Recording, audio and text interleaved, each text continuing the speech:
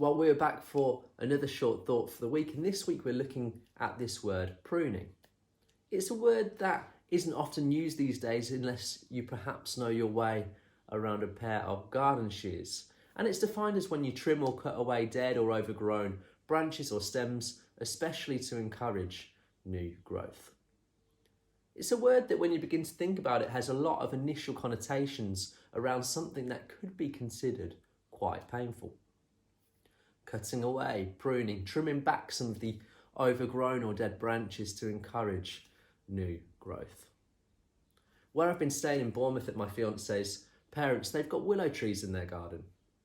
Now, willow trees, apart from being pretty good at stopping the sun from getting in the garden, are pretty nice trees as it goes.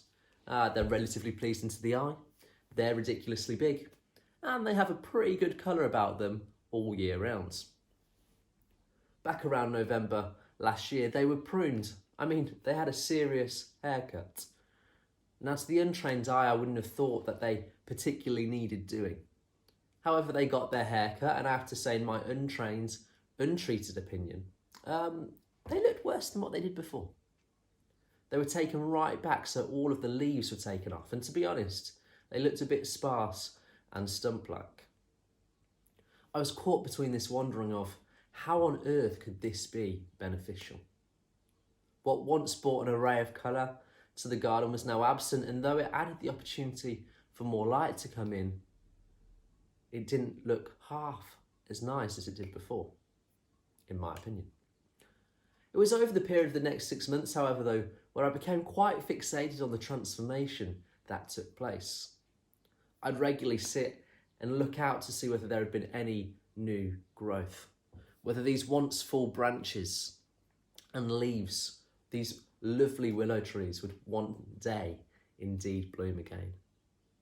And surely enough, over this time there were shoots, and then they grew slightly longer, and then longer, and more full. And this bright green mop began to fill the garden again.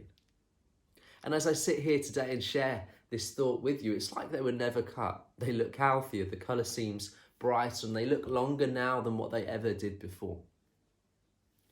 The condition of the branches and the leaves are better than what they would have been had they not have been pruned. And this is where the message is for us today. There are some things in our life that we need to cut back on, or perhaps even cut out completely. There are times when we may need to remove ourselves from jobs, situations, friendship groups, habits. To those who don't know what is going on internally may think that the image that is being portrayed on the outside is healthy, that things have grown to a good length, perhaps full of colour. Yet if the pruning doesn't take place, then the condition will deteriorate, the colour will fade, the growth will be stunted. And therefore, though temporarily painful, though to the untrained eye may perhaps look slightly sparse or worse off than before, you can trust the process that new shoots will form and future growth will happen. Can I encourage you to not be afraid to make the changes now, if you believe that they will set you up for a better future of growth?